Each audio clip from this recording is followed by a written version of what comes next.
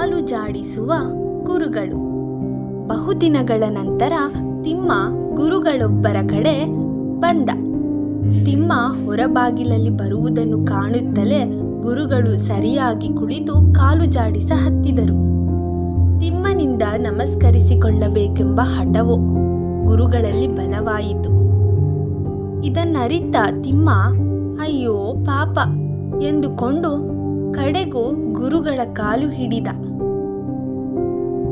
ಆನಂದದಿಂದ ಗುರುಗಳು ತಿಮ್ಮನ ತಲೆಯ ಮೇಲೆ ಕೈಯಿಟ್ಟು ಕೊಂಚ ಕೆಣಕಿದರು. ಏನೋ ತಿಮ್ಮ, ಅಂತೂ ನಮ್ಮ ಕಾಲು ಹಿಡಿದಿ.